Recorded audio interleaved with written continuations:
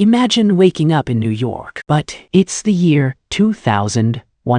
You open your eyes. Your apartment is quiet. The temperature is perfect. The lights slowly become brighter as the artificial morning begins. You walk toward the window, and then you look outside. For a moment, you don't recognize the city. The buildings are taller. Trees cover entire sides of skyscrapers. The streets below are strangely quiet. There are almost no private cars. Instead, thousands of people move through the city using an invisible network of automated transportation. And above the skyline, enormous structures connect buildings that were once separated by busy streets. This is no longer the New York we know today. But here's the interesting question. What would it actually feel like to live here? Not visit, not watch it in a movie, but wake up here every morning. Go to work here, eat here, make friends here, and eventually grow old here. Welcome to New York in 2100. It's 7:00 in the morning. You live high above Manhattan, inside a residential tower designed for an entirely different era. Your apartment isn't enormous. It doesn't need to be. Almost everything around you has been designed to use space efficiently. The walls can change their appearance. The windows automatically adjust their transparency.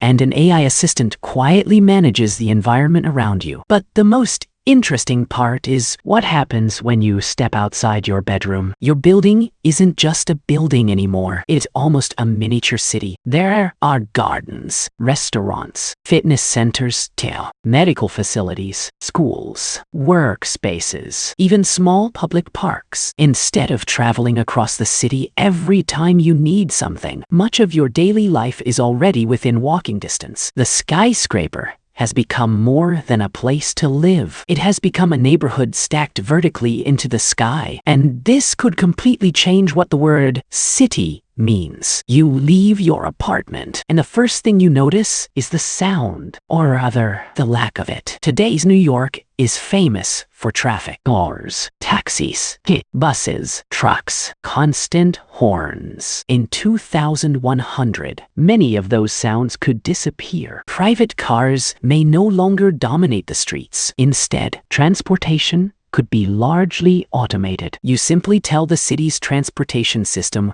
where you want to go. A vehicle arrives. No driver, no parking search, no traffic argument. The system already knows where you are going, and it chooses the most efficient route. But the biggest change isn't the vehicles. It's the streets themselves. Without millions of cars competing for space, entire sections of Manhattan could be redesigned for people. Wide pedestrian areas, trees, gardens, public spaces, restaurants, shops, places where people can simply sit and talk. The city becomes less focused on moving cars and more focused on moving people. Now look upward. The New York skyline of 2100 may be much greener than the one we know today. Imagine skyscrapers covered with plants, balconies transformed into gardens, large trees growing hundreds of meters above the ground, and entire buildings designed around natural ecosystems. Why? Why? Because future cities may have to do more than provide shelter. They may need to help regulate their own environment. Buildings could produce some of their own energy, collect rainwater, recycle waste,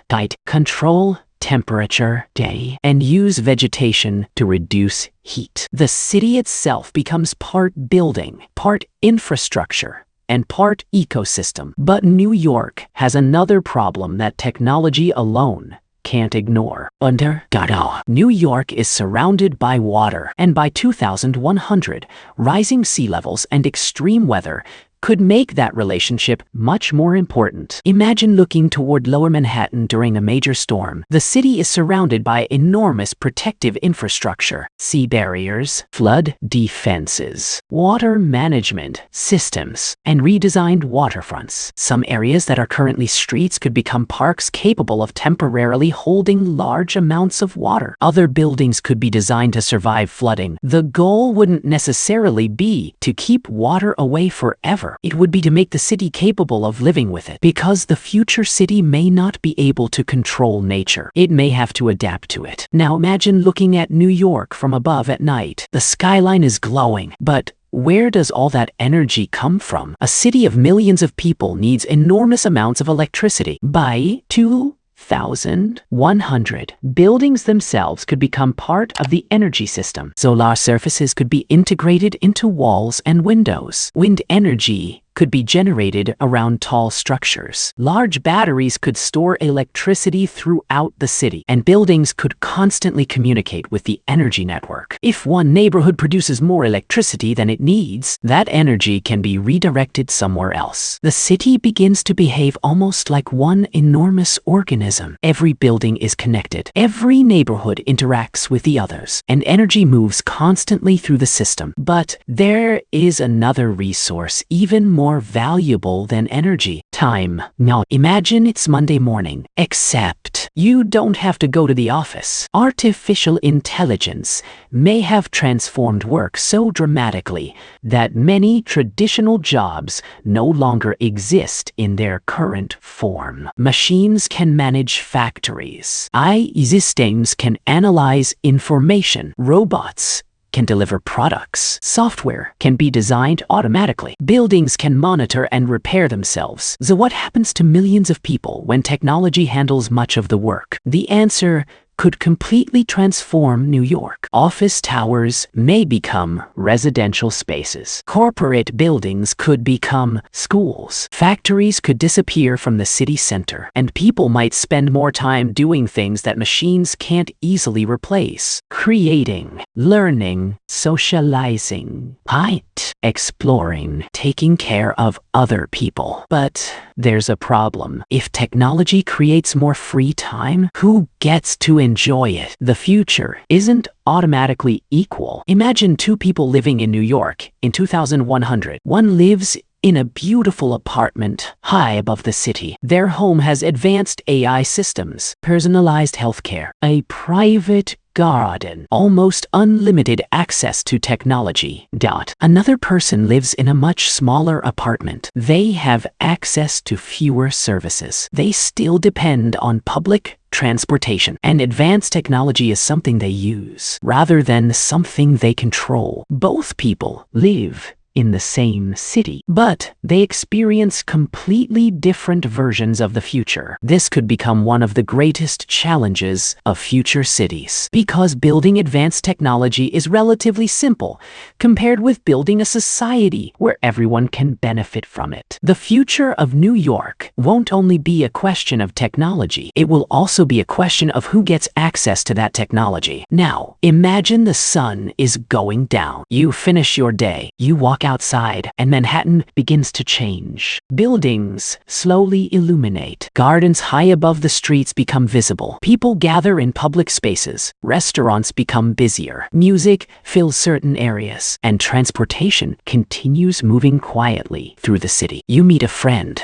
Instead of driving across Manhattan for 30 minutes, you simply walk to the nearest transportation station. A few minutes later, you're there. No parking, no traffic, no waiting in a line of cars, just movement. And despite everything that has changed, something feels strangely familiar. People are still meeting friends, still laughing, still falling in love, still complaining about their jobs, still trying to figure out what they want from life. The technology changed, the city changed, but human behavior may not have changed nearly as much as we imagine. It's late. You return home. You walk toward your window, and once again, you look at Manhattan. The skyline stretches endlessly into the distance. Thousands of buildings glow beneath the night sky. Transportation moves silently below. Gardens cover the sides of skyscrapers. The city feels almost alive, and for a moment, you realize something. The future isn't really about flying cars. It isn't about buildings reaching the clouds. It isn't even about artificial intelligence. Those are just tools. The real question is, what kind of life will we build with them? Nobody knows exactly what New York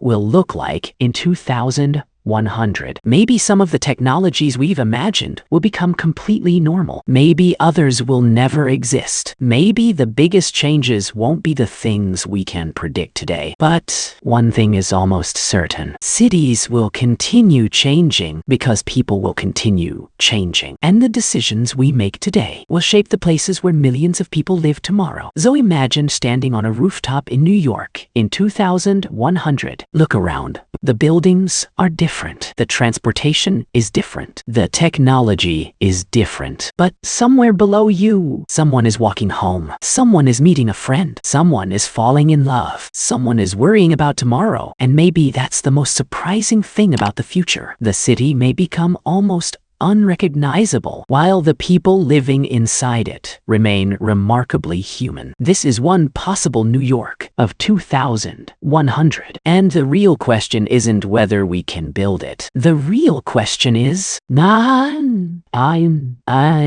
you want to live there?